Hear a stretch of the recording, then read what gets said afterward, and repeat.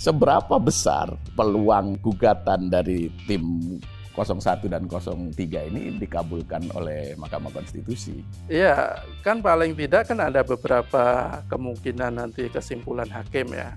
Seperti 01 Pilpres ulang tanpa Gibran. Kalau 03 kan Pilpres ulang tanpa Prabowo Gibran, ya kan? Bisa jadi kalau saya melihat gugatan 01 yang kemungkinan akan dikabulkan jadi Pilpres ulang tanpa Gibran. Jadi intinya adalah siapapun yang nanti apakah dikabulkan seluruhnya atau dikabulkan sebagian, maka yang paling penting proses ini sudah kita lalui dengan relatif terbuka. Itu setidaknya sudah diakomodasi oleh sebuah lembaga terhormat dengan cara-cara terhormat melalui sebuah sidang yang juga terhormat dan dihadiri oleh mereka-mereka yang juga terhormat.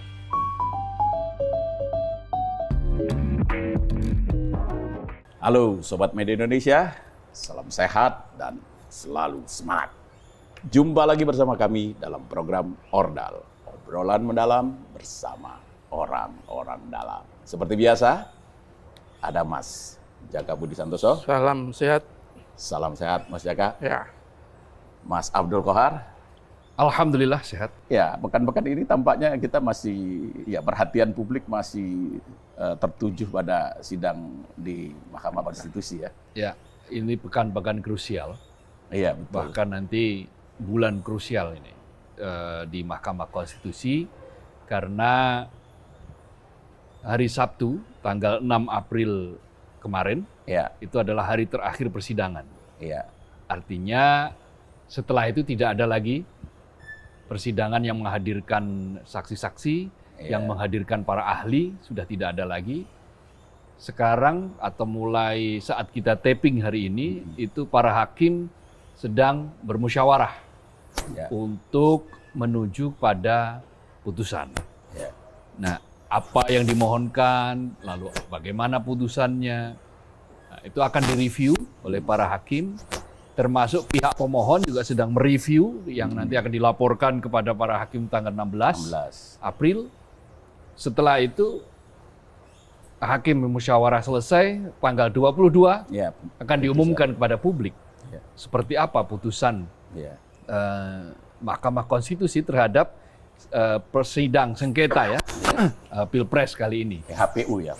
Perselisihan hasil pemilihan umum dalam konteks yang tanggal-tanggal yang saya sebut tadi adalah Pilpres, pemilihan presiden. Setelah itu nanti baru pemilu legislatif. Tapi pada sidang terakhir kemarin itu yang menarik kehadiran 4 menteri. Iya, dan itu tentu saja menjawab keraguan publik pada Mahkamah Konstitusi kan. Karena sebelumnya kan ada keraguan soal independensi.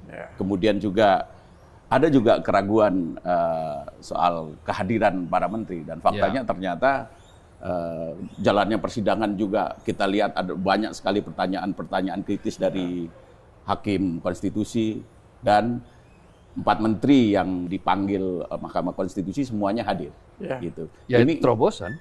Sejarah inilah untuk pertama kalinya sidang Mahkamah Konstitusi menghadirkan para menteri. Dan tidak tanggung-tanggung, yang diundang ada 4 sebagai saksi. Menko Perekonomian, Menteri Keuangan, Menko Pemberdayaan Manusia dan Kebudayaan, serta Menteri Sosial. Dan mereka semua dikorek, digali dengan penggalian yang sangat tajam gitu ya oleh para hakim, sehingga ini adalah termasuk bagian dari upaya Mahkamah Konstitusi untuk memperbaiki citra setelah citranya itu luar biasa rusak oleh saat meluluskan Gibran oleh Paman Usman, dan sekarang itu sedang diupayakan untuk diperbaiki citranya dengan berlaku independen dan menunjukkan bahwa sidang kali ini itu bukan sidang basa-basi. Karena itu harapan publik kembali muncul ini. Setelah kemarin itu publik lebih berharap ke angket, tapi nyatanya yang diminta untuk menjadi lokomotif angket dalam hal ini adalah PDI Perjuangan, tidak kunjung memberikan sinyal bahwa dia siap untuk menjadi lokomotif, maka harapan sekarang ada di Mahkamah Konstitusi. Ya. Terlebih lagi setelah melihat perjalanan sidang yang direview dalam beberapa pekan terakhir yang menunjukkan bahwa ternyata boleh berharap lah publik terhadap para hakim MK kali ini. 8 hakim MK, 9 tapi Paman Usman tidak boleh ikut bersidang, karena itu yang bersidang hanya 8 hakim. Dan kalau 8 hakim ini misalnya menegur, ya dia tegur betul. Lalu ketika menyampaikan pertanyaan-pertanyaan juga tanpa tedeng aling-aling, katakanlah pertanyaan itu disampaikan secara terbuka gitu. Misalnya Presiden melakukan sekali beberapa kali membagi bansos. Apakah dimungkinkan itu bansos dibagi oleh seorang presiden? Jadi pertanyaan-pertanyaan yang dalam beberapa hal itu dianggap sebagai ketabuan, itu kemarin disampaikan dan terbuka, dan kita menyaksikan wajah MK yang saya kira wajah yang mirip dengan ketika misalnya dulu Mahfud MD menjadi ketua MK. Dalam persidangannya itu mampu menggali pertanyaan-pertanyaan secara kritis sehingga publik pun tenang akhirnya kan. Publik pun tenang. Yang saya maksud begini, dulu ketika di era 2014-2019 persidangan MK itu kan dipenuhi oleh demonstrasi massa kan, demonstrasi publik di depan gedung Mahkamah Konstitusi. Mengapa? Karena ya mereka betul-betul berharap ada keputusan yang lain, tetapi faktanya tidak ada keputusan yang lain. Tetapi kali ini karena semua persoalan, ya selain tentu saja bulan puasa ya, tetapi semua persoalan yang menjadi pertanyaan publik itu diungkapkan semua oleh Mahkamah Konstitusi. Karena itu kita pertama ya kita harus mengapresiasi dulu Mahkamah Konstitusi yang berani memanggil para menteri. Tapi sekaligus kita juga memberikan apresiasi kepada para menteri. Yang bersedia hadir gitu, yang tanpa babi bu gitu, dia menghadiri sidang dan menjawab semua pertanyaan hakim dengan jawaban-jawaban yang versi para menteri dengan berbagai macam dalil-dalil yang mereka juga sudah siapkan gitu. Jadi kita ditunjukkan oleh sebuah pertunjukan tentang sidang perselisihan pemilu yang beradab. Yang beradab, yang hasilnya sekarang tinggal bagaimana keputusan hakim saja. Banyak yang berharap bahwa hakim harus menjadi negarawan, hakim harus memutuskan dengan seobjektif dan seindependen mungkin, tidak tunduk pada tekanan apapun, hakim Mahkamah Konstitusi, sehingga putusannya adalah putusan yang memberikan keadilan kepada semua pihak. Ya, jadi apa yang kita lihat sidang terakhir kemarin itu memang betul menunjukkan bagaimana keadaban hukum itu dan demokrasi tentu saja itu ditegakkan kan. Tapi begini, Mas Jaka, apa yang kita lihat kemarin itu pertanyaan kritis yang disampaikan oleh para hakim, jawaban-jawaban secara terbuka yang diberikan oleh 4 orang menteri, apakah sudah cukup signifikan ini memberikan jawaban kepada publik terhadap pertanyaan selama ini gitu loh. Pertanyaan publik selama ini tentang politisasi bansos, tentang cawe-cawe presiden. Ya, saya kira yang pertama adalah bahwa para hakim MK itu sudah menjawab kekhawatiran publik ya. Kalau selama ini kan publik mengkhawatirkan MK itu bekerja berdasarkan prinsip-prinsip kuantitatif, hanya sekedar angka. Mahkamah kalkulator. Mahkamah kalkulator. Tapi paling tidak sampai sekarang itu dimentahkan oleh hakim MK bahwa mereka tidak hanya semata-mata menggali persoalan-persoalan selisih suara yang begitu besar, tetapi justru memberikan porsi yang sangat besar terhadap upaya-upaya untuk menjelaskan dalil-dalil yang diajukan oleh pemohon. Kalau prinsip utama dari para pemohon baik 01, 03 itu adalah soal kecurangan dan penyalahgunaan kekuasaan. Itu yang betul-betul diperjuangkan di MK kan. Dan itu diberikan tempat secara leluasa oleh MK. Jadi pemanggilan menteri-menteri ini kan salah satunya kan menunjukkan itu. Bahwa MK itu tidak terjebak pada dalil-dalil yang hanya kuantitatif, yang hanya matematika. Kalau kita selama ini awal-awalnya kalau MK hanya melihat, hanya memandang dengan cara-cara yang kuantitatif, ya hampir pasti tidak akan dikabulkan kan. Dalil-dalil yang diajukan 0103. Karena selisihnya terlalu besar. Ya, selisihnya terlalu besar. Betul, tapi sampai sekarang ada harapan lah saya pikir. Kemarin juga menteri-menteri itu kan kalau kita lihat dari pertanyaan-pertanyaan Pak Saldi Isra misalnya, sampai dia menunjukkan peta itu ya. Peta kenapa presiden itu lebih banyak berkunjung ke Jawa Tengah misalnya. Meskipun saya anggap jawaban dari menteri-menteri itu ya normatif. Kayak Pak Muhadjir misalnya, kata dia kan kalau presiden berkunjung ke daerah itu biasanya juga ada proyek dari pusat misalnya. Tetapi kalau kita lihat bandingkan dengan bukti yang diberikan 01 misalnya, apakah hanya sekedar itu? Kalau dari 01 itu kan versi dia menyebutkan bahwa mulai dari Oktober sampai Januari itu ada sekitar 30 kunjungan presiden ke daerah. Dan hampir 50%-nya atau malah lebih dari 50%-nya itu ke Jawa Tengah. Nah, kenapa ke Jawa Tengah begitu banyak, begitu sering? Kenapa tidak ke Aceh misalnya? Kenapa tidak ke Sumatera Barat misalnya? Nah, itu yang pertanyaan-pertanyaan yang kemarin itu menurut saya belum tergali secara maksimal. Dan saya sih memaklumi, nggak mungkin lah kalau umpamanya para menteri itu menjawab sesuatu yang merugikan atasannya misalnya, itu juga nggak mungkin lah terjadi. Ya, tetapi apapun yang diberikan oleh MK, apa juga yang ditunjukkan oleh para menteri dengan kesediaan mereka hadir, itu patut kita apresiasi. Betul bahwa ini bukan bentuk basa-basi, dan saya berharap nanti membuat putusan itu juga MK juga tidak betul-betul tidak berbasa-basi. Betul-betul bahwa apa yang sudah dilakukan sampai sekarang, bahwa dia ingin menggali dugaan-dugaan kecurangan, pelanggaran kekuasaan itu betul-betul diberikan tempat utama dalam rapat permusyawaratan hakim. Jadi nanti hasilnya apapun, saya pikir MK ini harus betul-betul menjadi institusi yang bisa meluruskan arah demokrasi.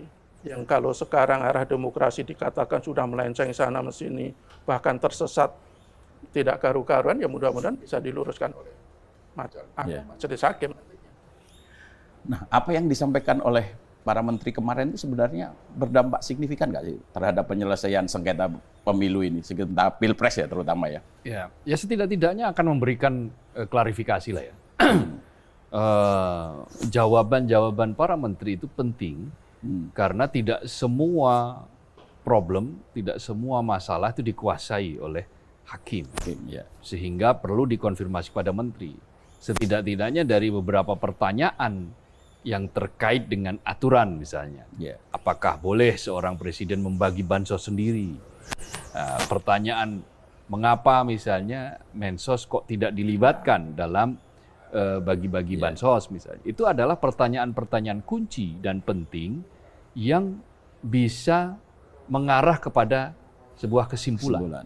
Meskipun katakanlah jawaban dari para menteri ini adalah normatif dan memang seperti itulah lazimnya para menteri. Tetapi setidak-tidaknya senormatif apapun itu ada hal yang bisa dipetik dari jawaban para menteri itu oleh para hakim. Sehingga sekarang tinggal sejauh mana para hakim itu sukses di dalam mengarahkan pertanyaan-pertanyaan itu pada sebuah kesimpulan yang terkait dengan pengaduan dari para pemohon. Apa yang dimohonkan kan 01 itu kan menginginkan pemungutan suara ulang atau pilpres ulang tanpa menyertakan Gibran. Betul. Prabowo boleh, tapi silahkan cari pendamping yang baru. Nah, itu permohonan 01. Sementara permohonan dari 03 itu kan menginginkan pemilu ulang tanpa Prabowo Gibran 02. Jadi ada dua permohonan yang berbeda, tetapi sebetulnya substansi yang mereka mohonkan sama, yang mereka arahkan itu sama. Kira-kira yang baik 01 maupun 03 itu menginginkan agar ada keadilan. Satu, kedua, ada dinyatakan bahwa pasangan 02 ini bersalah karena ada unsur abuse of power. Nah, itu kan yang diarahkan kan ke sana. Jadi ini bukan lagi soal perselisihan hasil pemilu. Karena kalau selisih hasil pemilu, hasil pilpres itu rentangnya teramat jauh. Yaitu satu itu 01 itu 24,9%, lalu Prabowo Gibran itu 58, sekian persen, dan Ganjar Mahfud 17 ya 16, sekian persen. Artinya kalau yang dipersoalkan itu adalah selisih hasil, ya pasti tidak masuk. Kenapa? Karena ya secara kalkulasi saja sudah jelas rentangnya teramat jauh, dan itu yang sudah berkali-kali kita bicarakan di forum Ordal ini. Tetapi kalau yang dimaksud itu adalah proses menuju kemenangan itu dilalui dengan cara-cara yang melanggar aturan, dengan cara-cara yang menyalahgunakan kekuasaan, dianggap menyalahgunakan kekuasaan. Materi inilah yang ternyata seperti tadi disampaikan oleh Mas Jaka, diungkap tuh oleh MK. Bahwa MK itu bukan sekadar mahkamah kalkulator, tapi betul-betul mahkamah konstitusi yang diberi mandat ya untuk menyelesaikan perselisihan hasil pemilu dan mampu keluar dari frame gitu ya, frame yang hanya menghitung soal perselisihan. Setidak-tidaknya dari pertanyaan-pertanyaan yang digali. Setidak-tidaknya dari sekian banyak materi itu, lebih dari 50% itu penggaliannya lebih ke arah itu, penyalahgunaan kekuasaan, cawe-cawe dan seterusnya yang ya akhirnya kan tadi Mas Jaka bilang ada harapan. Setidak-tidaknya bagi Mas Jaka punya harapan. Hasilnya banyak yang berharap. Ini justru pertanyaan saya yang ketiga ini. Jadi seberapa besar peluang gugatan dari tim 01 dan 03 ini dikabulkan oleh Mahkamah Konstitusi? Iya, kan paling tidak kan ada beberapa kemungkinan nanti kesimpulan hakim ya. Yang pertama kan pasti hakim akan menolak gugatan pemohon. Kemudian juga hakim bisa jadi tidak sepenuhnya menolak, tapi mengabulkan sebagian. Umpamanya begini, seperti 01 Pilpres ulang tanpa Gibran. Kalau 03 kan Pilpres ulang tanpa Prabowo Gibran, ya kan? Bisa jadi kalau saya melihat ada kemungkinan ya itu gugatan 01 yang kemungkinan akan dikabulkan. Jadi Pilpres ulang tanpa Gibran, tapi Prabowo masih. Sebenarnya kan Prabowo itu kan tidak jadi persoalan. Yang jadi persoalan di mata publik ini adalah cara Gibran bisa menjadi cawapres. Kan sebenarnya itu aja kan. Ketika dia dibantu oleh pamannya dengan cara-cara yang sangat melanggar etika, sangat merusak norma-norma hukum karena dia memberikan norma-norma sendiri yang oleh sebagian kalangan itu kebablasan dan itu merusak demokrasi. Dan itu saya kira yang bisa jadi pertimbangan dari Majelis Hakim MK. Apalagi kalau kita lihat dari komposisi Majelis Hakim kan, itu kan ada waktu itu kan ada 4 yang betul-betul menolak dengan sangat keras apa yang diputuskan oleh para koleganya dengan meloloskan batas usia cawapres itu. Kan ada Pak Saldi Isra, ada Arif Hidayat, ada Suhartoyo sekarang jadi ketua MK. Kemudian ada dari Pak Wahidudin Adam, tapi Pak Wahidudin ini udah pensiun kan, digantikan oleh Arsul Sani. Nah, yang lain juga Bu Eni dan beberapa lain itu waktu itu kan juga tidak sepenuhnya mendukung putusan itu. Jadi kalau kita lihat komposisinya, kok masih ada peluang gugatan dari 01 setidaknya itu bisa dikabulkan dengan catatan ada bukti-bukti yang sangat kuat. Kalau kemarin itu yang di cross check atau yang diminta klarifikasi ke menteri-menteri itu kan tidak akan ditelan mentah-mentah oleh hakim MK. Pasti akan disandingkan dengan bukti-bukti yang diberikan oleh pihak penggugat. Pasti akan dikomparasikan dengan keterangan-keterangan saksi dan atau ahli-ahli lainnya. Jadi kalau ada sebagian orang yang mengharapkan agar ada keputusan, bahkan ada yang bilang begini, dia berharap agar Majelis Hakim MK itu membuat keputusan progresif. Seprogresif ketika beberapa waktu lalu membuat keputusan soal beberapa kasus pilkada yang mendiskualifikasi pemenang, kemudian pilkada ulang. Bahkan ada pula yang berharap Majelis Hakim ini membuat keputusan yang sangat radikal. Ya radikal itu apa? Yang mendiskualifikasi itu. Tetapi apapun harus kita serahkan juga ke putusan Majelis Hakim karena mereka yang punya kewenangan, mereka yang punya kemampuan dan kekuasaan untuk memutuskan persoalan yang sebenarnya sangat kita tunggu-tunggu. Tetapi sekali lagi bagi mereka yang berharap agar ada perubahan, ya saya pikir kok masih ada harapan itu belum sepenuhnya tertutup sih. Iya. Dan itulah sebabnya publik ini kan sangat menunggu keputusan dari Mahkamah Konstitusi ini. Cuma begini itu tadi itu bisa saja digugat, bisa saja logikanya begini. Pilpres itu kan satu paket. Iya. Nah kalau satu paket, Presiden apa mungkin hanya wakil presidennya saja yang nggak boleh, cawapresnya saja yang didiskualifikasi. Nah itu juga ada pemikiran seperti itu. Ya, tapi itu pakai logika bahwa logikanya adalah logika satu paket. Iya.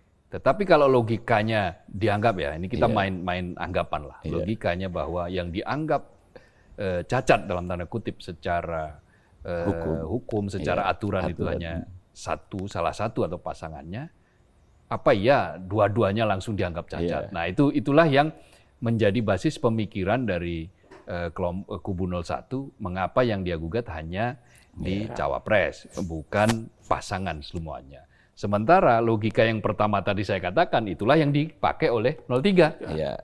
Kenapa? Karena 03 melihat bahwa Pilpres itu satu paket. Iya, betul. Pilpres ada capres, ada cawapres, gitu kan. Nggak mungkin bahwa pelanggaran hanya dilakukan oleh cawapres. Nah, tetapi yang kita saksikan perkembangan terakhir ini kan menarik ya. Iya. Hari ini misalnya saat kita tapping hari ini, hari Senin ini di awal pekan ini, Megawati menulis sebuah opini di Kompas, di harian Kompas, yang dia menulis tentang hakim berharap, intinya gini lah, berharap agar hakim menjadi negarawan. Hakim MK mampu menjadi negarawan. Jadi berharap tentu saja kubunya dia yang dimenangkan, kira-kira gitu. Tetapi pada saat yang sama, menurut keterangannya Said Abdullah dari politikus PDIP yang suaranya paling banyak itu kan, di pemilu suaranya paling banyak Said Abdullah kan, di Jawa Timur. Di Jawa Timur, di daerahnya dia di Madura itu. Bangkalan ya kalau nggak salah. Dan itu suaranya paling banyak, seluruh caleg gitu kan, dia yang paling tinggi. Dia mengatakan bahwa Mega telah menugaskan Puan untuk berkomunikasi dengan Prabowo. Artinya kan ada sisi yang lain ini menarik ini. di luar sidang MK. Jadi biarlah MK ini berproses, tetapi kita juga harus membiarkan pula para aktor-aktor politik ini bertemu, berkomunikasi. Kemarin kita saksikan bahwa P3 mengucapkan selamat pada Prabowo Gibran. Setelah yang diawali oleh Nasdem, kemudian PKS, jangan lupa PKS juga mengucapkan selamat loh. Nah sekarang P3. Jadi sudah ada 3 partai dari kubu seberangnya pasangan 02 yang mengucapkan selamat pada Prabowo Gibran. Artinya proses politik sekarang sepertinya sedang menuju kepada sebuah semacam rekonsiliasi. Itu proses politik ya. Dan itu sah-sah saja, bagus saja. Tetapi proses hukum ya sekarang masih berlangsung. Tidak masalah, karena dua hal yang berbeda.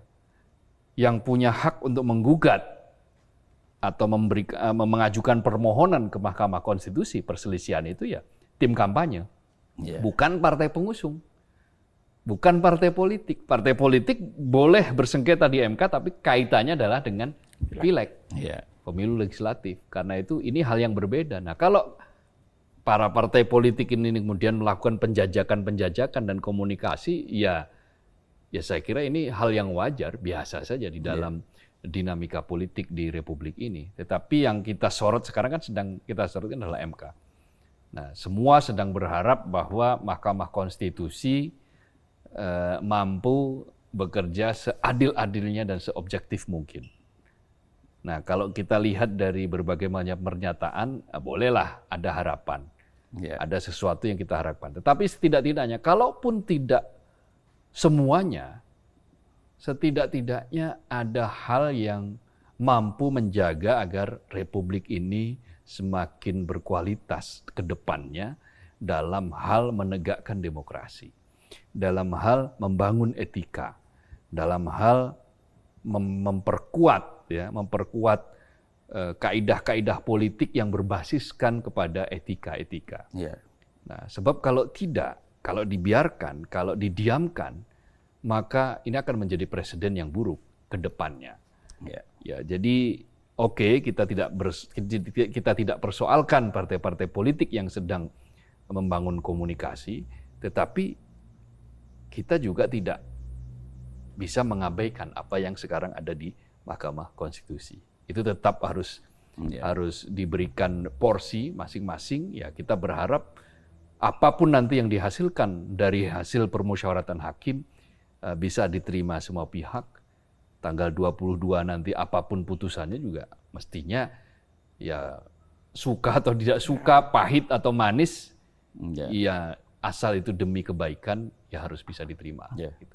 Tapi harapan gini, soal etika itu kan kemarin juga menjadi perhatian khusus Hakim MK loh. Siapa Pak Arief ya? Arief Hidayat ya. Arief Hidayat. Makanya yang didatangkan kan juga Frans Magis juga. Iya, makanya kemarin kan dia bilang kata dia kan ini pemilu yang paling mendapat sorotan karena ada dua persoalan, dua etika. Dia bahkan secara tegas menyebut etika di MK, etika di KPU. Ya kan? Kan dua-duanya tuh pimpinannya nih, ketuanya nih. Pak Manusman sama Pak Hasim ya di KPU ya, itu kan dinyatakan KPU kena di KPK. Di apa? MK. Dewan Kehormatan. Dewan Kehormatan. KPU. Ya kan? Terus secara khusus dia juga mengungkapkan ketika dia diberi tugas ke luar negeri dalam sebuah sidang Mahkamah Konstitusi sedunia, katanya mereka memberikan perhatian khusus juga terhadap penyelenggaraan pemilu di Indonesia. Jadi ini bisa jadi ini sinyal-sinyal bahwa ya KPK itu MK itu sedang berusaha untuk meluruskan kembali apa yang selama ini dia rasakan. Karena kan kredibilitas MK ini kan harus kita katakan jatuh di titik nadir kemarin itu. Kan. Jadi saya melihatnya ada semangat yang luar biasa dari para hakim MK itu untuk mengembalikan marwah MK. Pak Saldi juga kemarin dia berkali-kali memberikan pertanyaan yang bahkan dia beberapa kali mengkanter keberatan dari pihak 03 kan, seperti ketika Sirekap itu tidak perlu dipermasalahkan lagi dengan kerasnya, Pak Saldi dibilang kita punya kepentingan untuk mendatangkan ahli untuk mengetahui hal ini. Jadi ini upaya-upaya yang setidaknya sampai kemarin ditunjukkan oleh para hakim MK untuk sekali lagi untuk meluruskan arah demokrasi dan mudah-mudahan itu betul-betul dilakukan hingga akhir permusyawaratan hakim dan nanti keputusan diumumkan pada publik. Dan itulah sebabnya kan publik berharap begitu besar pada Mahkamah Konstitusi, dan termasuk juga tadi Mas Kohar sudah bilang bahwa Ketua Umum PDIP Megawati Soekarnoputri juga berharap hakim Mahkamah Konstitusi itu berlaku sebagai negarawan. Nah, di berita kita hari ini juga di Media Indonesia di halaman 2, di halaman Selekta itu Ketua Umum PP Muhammadiyah Haidar Nasir juga bilang bahwa hakim konstitusi itu harus bermoral malaikat dalam memutuskan sengketa Pilpres ini gitu. Itu kan menjadi potret bahwa harapan bangsa ini pada Mahkamah Konstitusi itu begitu besar gitu. Saya kira harapan sebagian dari bangsa ini besar, tetap karena sebagian yang lain kan sebetulnya tidak berharap ini dimasukkan ke sengketa MK. Iya betul. Kan sebagian kan mintanya sudahlah, biar cepat. Ini rakyat butuh. Bahkan di medsos itu juga nggak tahu apakah itu suara-suara original atau ini nggak tahu. Masyarakat butuh ketenangan, masyarakat butuh kedamaian, masyarakat tidak butuh hiruk pikuk lagi. Nah, inilah memang ciri negara yang memang demokrasinya belum sempurna. Demokrasi yang belum sepenuhnya demokratis itu kadang-kadang memang tidak sabar terhadap hal-hal yang bersifat hiruk pikuk, dan ini dinikmati oleh sebagian orang ya. Sebagian orang yang merasa terganggu dan selalu mengatakan bahwa demokrasi itu membuat gaduh. Sebetulnya ya di mana-mana demokrasi begitu, berisik, gaduh, itu wajar saja dan itu sesuatu yang biasa saja. Sekarang menjelang pemilu Pilpres Amerika Serikat itu sudah mulai gaduh. Apalagi setelah Donald Trump dinyatakan maju dari Partai Republik dan akan melawan kembali Joe Biden, ya sudah mulai gaduh.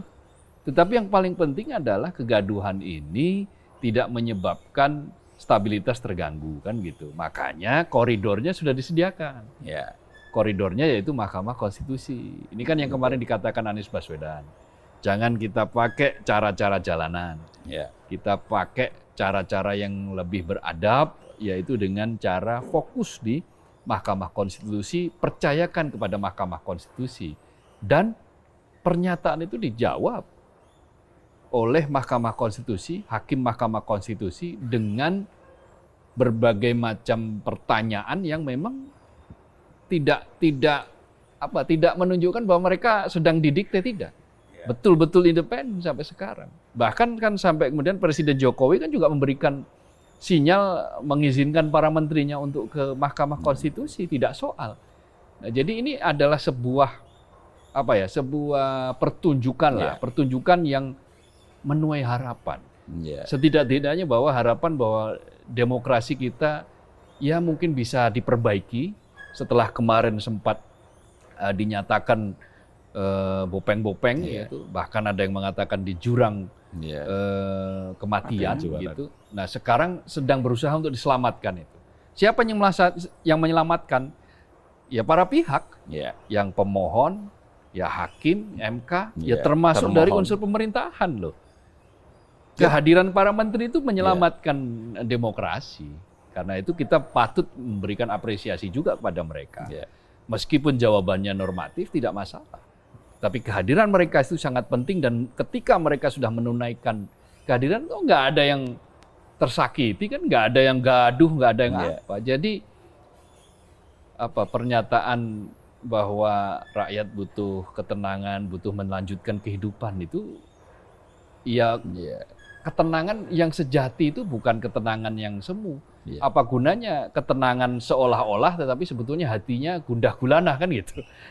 Kan hati gundah gulanah, ya salurkanlah kegundahan itu dengan cara forum yang terhormat, dalam hal ini adalah di Mahkamah Konstitusi yang disiarkan langsung oleh televisi nasional, transparan betul, oleh media sosial, live streaming, dan seterusnya, yang semuanya transparan, tidak ada yang disensor, kan gitu. Bahkan ketika hakim memperingatkan ketua KPU yang tidur, tidur itu kita bisa melihat kita secara juga gamblang. bisa menyaksikan secara gamblang, dan itu semua disaksikan dengan penuh harap, disaksikan dengan tanpa ada kegaduhan yang mengancam stabilitas. Saya kira nggak ada. Dan kalau kita lihat reaksi publik di medsos itu juga memberikan gambaran ke sana. Apresiasinya cukup besar ke Mahkamah Konstitusi dan termasuk kepada 4 menteri yang hadir itu. Betul. Gitu. Tapi ada juga yang menarik nih ya. Kemarin saat menutup keterangannya, Menteri Keuangan Sri Mulyani kan mengutip satu kalimat gemah ripah Loh Jinawi, Toto Tentrem, Kertora Harjo, Baldatun Toyibatun, Warobun Gufur. Nah, ini Mas Jaka lah sebagai anak pesantren ini dan orang Jawa, silakan dijelaskan tuh maknanya apa? kejawen. Kan Gemah Ripah Loh Jinawi itu kan istilah Jawa kan. Iya, Ya, betul. apalah subur makmur lah pokoknya, bahagia inilah. Ya bisa jadi Bu Sri ini kan mengatakan bahwa ya apapun ininya ya arahnya kan kita ke sana semua kan. Iya. Bahwa negara kita adalah negara yang sebenarnya Gemah Ripah Loh Jinawi, tetapi faktanya itu kok ya harus kita katakan ya tidak mencerminkan itu, berarti kan ada yang salah. Nah, mungkin bisa dikatakan akan kita perbaiki bersama-sama. Nggak tahu mungkin caranya bagaimana, tapi paling tidak apa yang dikatakan Bu Sri itu ya memberikan sinyal bahwa ya kita itu harus bekerja sama kali ya untuk betul-betul menjadikan istilah itu tidak hanya sekedar istilah atau hanya kita Orang Jawa yang sudah lama di Jakarta. Iya. Gagal dalam menjelaskan Gemah Ripah Loh Jinawi. Gemah Ripah Loh Jinawi kan gitu kan? Kurang lengkap. Iya. Gemah Ripah pokoknya subuh pokoknya. Inilah risiko kalau kelamaan. Orang Kelaten tapi Tampaknya besok mesti mudik ini, Mas. ya Gemah Ripah Loh Jinawi. Gemah Ripah itu kan segala sesuatu ada. Iya. Jadi Gemah Ripah itu melimpah lah. Iya. Kekayaan alam kita itu melimpah. Iya. Loh Jinawi itu semua tersedia. Iya. Jadi semua kebutuhan sebetulnya tersedia. Alam Indonesia itu Gemah Ripah Loh Jinawi. Iya. Jadi selain melimpah, tapi juga semua diversifikasinya itu ada. Iya. Mau jagung ada, kedelai ada, duren ada, gitu kan. Singkong juga ada, Iya. Semuanya ada. Kalau Itu versi namanya Kus Plus itu tongkat kayu dan batu kayu, jadi batu tanaman. tanaman. Segalanya mudah didapat dan mudah disebar. Iya. Itu artinya modal ekonomi dari Yang Maha Kuasa itu sudah diberikan kepada Indonesia dengan Gemah Ripah Loh Jinawi itu. Nah, Toto Tentrem Kertoraharjo itu adalah masyarakatnya bahagia. Iya. Tentrem itu kan bahagia, merasakan kenikmatan, tenang, ketenangan, keadilan. Iya. Keadilan itu juga bagian dari kebahagiaan Iya. loh. Orang Hidup kalau yang tidak diperlakukan tidak adil akan gelisah, akan marah, akan memendam sakit. Karena itu supaya rakyat itu tidak sakit, supaya rakyat itu tidak marah, berikan kepada mereka keadilan. Iya. Itu sebetulnya filosofi Toto Tentrem Kertoraharjo itu begitu. Jadi tidak ada adigang, adigung, adiguno. Ya, apa meneh gitu. Iya. Jadi tidak ada yang semena-mena, tidak ada abuse of power, Iya. tidak ada yang menggunakan kekuasaan untuk kepentingan mereka, Iya. untuk melanggengkan kekuasaannya. Itu semua filosofinya itu. Baldatun thayyibatun wa rabbun ghafur itu sama. Negara yang limpah yang berada dalam perlindungan Yang Maha Kuasa. Itu kan sebetulnya makna praksisnya itu adalah negara kesejahteraan. Iya. Negara sejahtera. Jadi sejahtera itu bukan hanya kaya, tetapi ada Toto Tentrem Kertoraharjo. Jadi sebetulnya sebelum Eropa itu mencapai kesejahteraan, sebelum Denmark itu mencapai kesejahteraan, filosofinya sudah ada di Jawa. Ada di Jawa. Tapi Iya. sayangnya cuma punya filosofi. Punya filosofi Tapi tidak tahu bagaimana harus merealisasikan filosofi. Kan mengingatkan itu kali kan, Bu Sri kan, Iya. bahwa ada falsafah seperti itu, tapi faktanya kan masih. Iya, intinya adalah apa yang dikutip oleh Bu Sri Mulyani itu adalah harapan untuk mengingatkan bahwa demokrasi itu sebetulnya alat. Iya. Demokrasi itu bukan tujuan. Kira-kira Iya. begitulah. Itu perspektif saya ya, Iya. tafsir Sama. saya atas pernyataan itu mengapa itu disampaikan. Jangan lupa pada tujuan kita itu adalah baldatun thayyibatun wa rabbun ghafur. Negara yang adil dan makmur yang berada di bawah lindungan dan ampunan Yang Maha Kuasa. Tuhan, di bawah pengarahan Tuhan. Sehingga kita bisa memanfaatkan yang Gemah Ripah Loh Jinawi tadi untuk mewujudkan plus Toto Tentrem Kertoraharjo. Itulah namanya sejahtera. Iya. Jadi sejahtera itu bukan hanya Gemah Ripah Loh Jinawi, tapi juga Toto Tentrem Kertoraharjo plus baldatun thayyibatun wa rabbun ghafur. Kira-kira begitu. Jadi demokrasi itu alatnya, tapi tujuannya itu adalah tadi itu yang disampaikan oleh Bu Sri Mulyani. Dan dalam konteks sidang PHPU di Mahkamah Konstitusi itulah yang akan menjadi jalan pembuka kan kira-kira kan? Ya kira-kira seperti itu. Iya. Karena sebagaimana di forum ini ya, saya pernah sampaikan, 10 negara paling sejahtera di dunia Di dunia loh ini. 10 negara paling sejahtera di dunia, itu ke-10-10-nya itu menerapkan demokrasi secara penuh. Itu artinya meskipun demokrasi itu alat, tapi ternyata dia alat yang menuntun kepada sebuah bangsa untuk mencapai kesejahteraan. Jadi alat bukan sembarang alat, kira-kira begitu. Tapi alat yang memberikan panduan yang bagus untuk mencapai kesejahteraan. Mengapa demokrasi? Karena di dalam demokrasi itu ada checks and balances. Ada checks and balance. Kalau tidak ada demokrasi, maka ya semua semau-maunya aja. Rakyat suruh manut aja. Tidak ada pengawasan. Nah, karena itulah demokrasi itu menggaransi munculnya kesejahteraan, munculnya Toto Tentrem Kertora Harjo, Baldatun Thayyibatun wa Rabbun Ghafur tadi itu. Dengan cara demokrasi, kita diantarkan menuju ke sana. Karena itu menegakkan demokrasi itu menjadi penting. Menegakkan demokrasi itu menjadi ikhtiar yang harus dibangun oleh semua kalangan, semua pihak. Bukan hanya orang per orang, tetapi juga institusional. Itu jauh lebih penting sistem. Nah, MK, kemudian saksi, ahli, pemohon, termohon, sudah melangsungkan perdebatan, mulai dari yang perdebatan yang sangat berbobot hingga yang mengundang senyum, hingga yang mengundang senyum. Ada peringatan-peringatan yang membuat ketawa dan seterusnya. Tetapi intinya adalah bahwa itu adalah ikhtiar, ikhtiar untuk menegakkan demokrasi sehingga ini loh nanti kita bisa mengikuti jalan kesejahteraan sebagaimana yang sekarang sudah diraih oleh 10 negara paling sejahtera di dunia. Itu ada Denmark, ada Swiss, ada Swedia, Finlandia, New Zealand, dan tidak ada negara Indonesia di situ ya. Berarti jangan-jangan di mata Bu Sri demokrasi belum tegak kali ya? Ya bisa jadi. Bisa jadi kan? Bisa jadi. Kita tanyakan kepada juru bicaranya itu. Tadi kan Mas Kohar sudah bisa menjelaskan secara lengkap dan detail ini apa yang disampaikan. Juru bicara imajiner. Juru bicara imajiner. Karena saya mengimajinasikan bahwa maksud dari Bu Sri bisa jadi salah. Tafsir saya atas pernyataan Bu Sri Mulyani bisa jadi salah. Tetapi sebetulnya ya kira-kira filosofi dari Jawa, seperti itu. Filosofi Jawa, kalau kita lihat kalimat ini kan sering juga dipakai di dunia pewayangan. Nah, kalau kita lihat di dalam dunia pewayangan, itu ketika bicara soal Gemah Ripah Loh Jinawi, Toto Tentrem Kertora Harjo, itu selalu digambarkan sebuah negara atau sebuah bangsa yang di situ keadilan tegak, tidak ada pemimpin yang melakukan abuse of power, tidak adigang, adigung, adiguno, dan ada rakyat yang didengar suaranya. Para Punokawan itu kan rakyat. Para raja itu kan ya mereka ikut berdiskusi dengan rakyat. Betul. Nah, kalau kita baca dari buku Anak Bajang Menggiring Angin, itu akan kelihatan. Menggiring angin.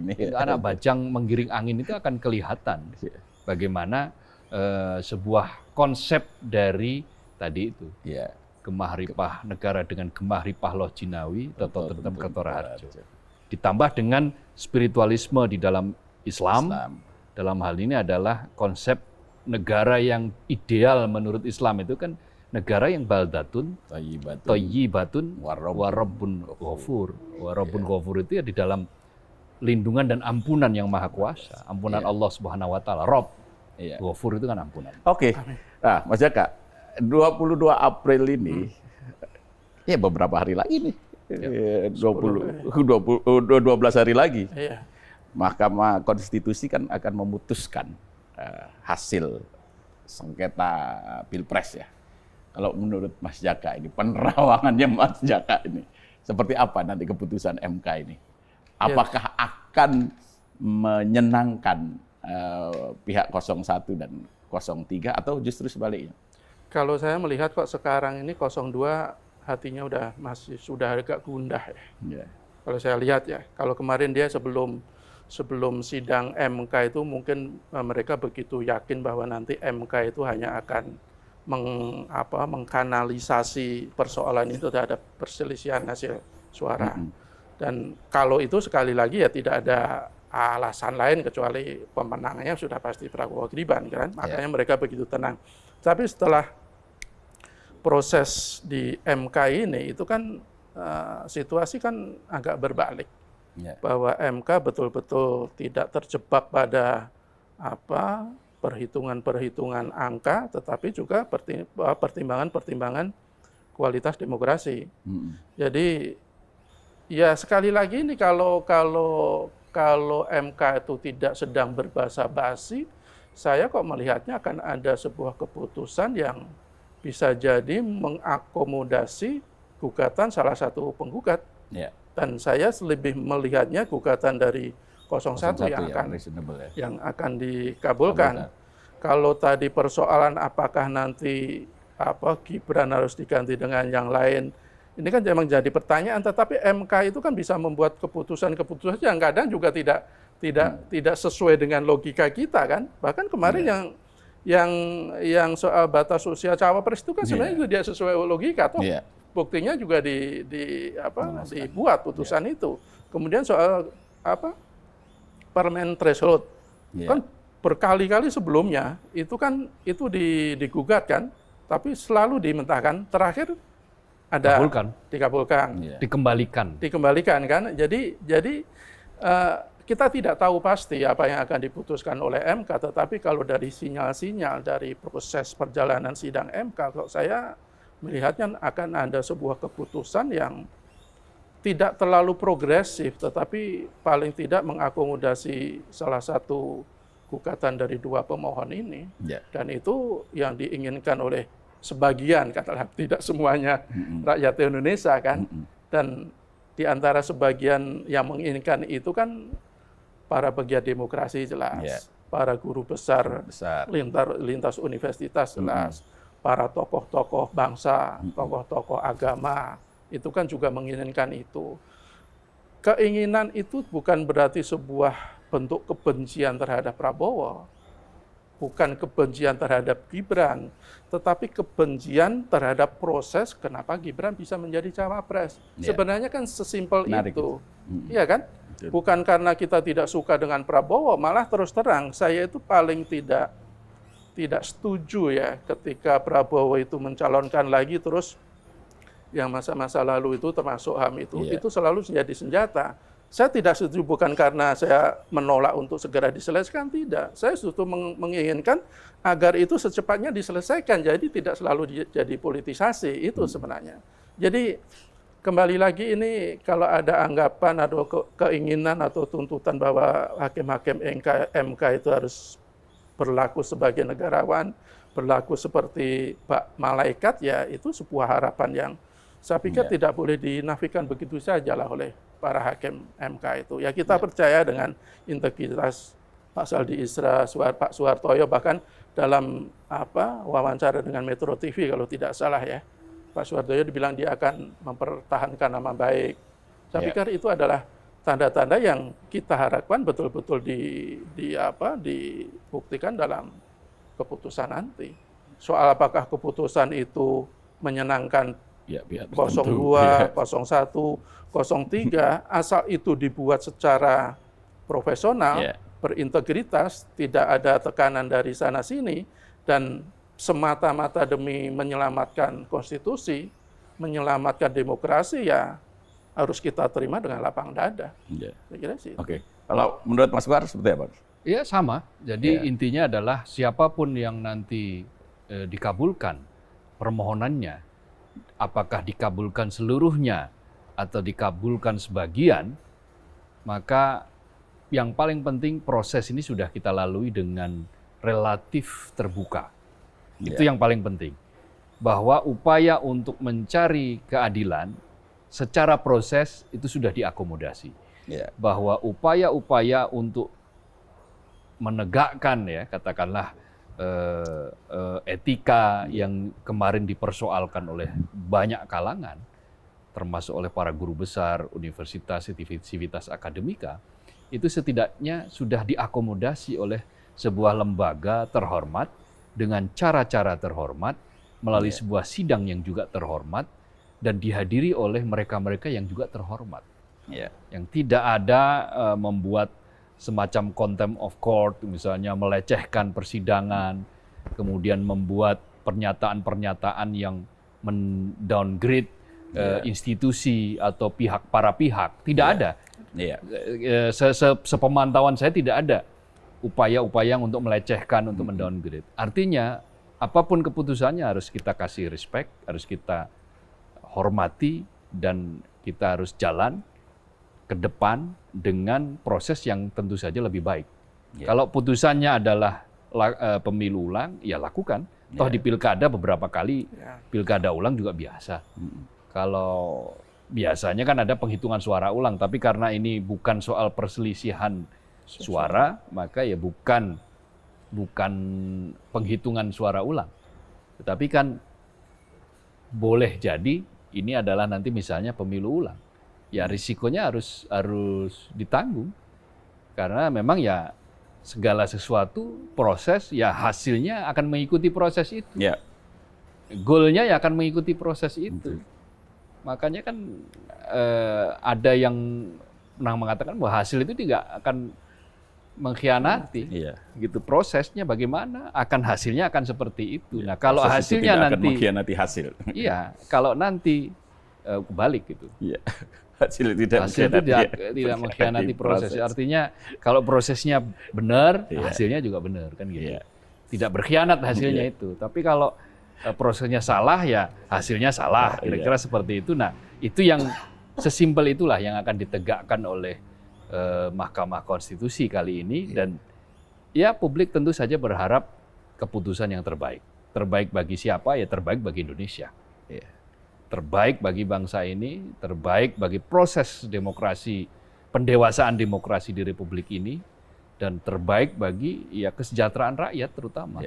Jadi biar rakyat itu bisa menikmati betul bahwa bangsanya ini adalah bangsa yang kemari pahlo jinawi, toto tentrem kertora harjo, dan baldatun thayyibatun warobun ghafur. Ya, untuk mendapatkan keputusan yang terbaik tadi itu, tentu saja kan tumpuan kita semua pada hakim Mahkamah Konstitusi, rapat permusyawaratan hakim, pada kenegarawanan mereka, pada hati malaikat mereka. Satu lagi Mas, mungkin ini keputusan yang sangat tidak mudah ya, keputusan sulit. Ketika MK umpamanya membuktikan bahwa Pilpres ini syarat dengan penyalahgunaan kekuasaan, kecurangan, tetapi tetap mengesahkan hasil, itu akan menjadi presiden yang sangat buruk. Betul. Baik nanti di pilkada, yang penggunaan bansos misalnya, kemudian jadi nanti yang saya takutkan pilpres berikutnya itu petahana atau paling tidak yang didukung penguasa itu semakin brutal menggunakan kekuasaan, toh di MK juga dibenarkan. Itu yang saya khawatirkan.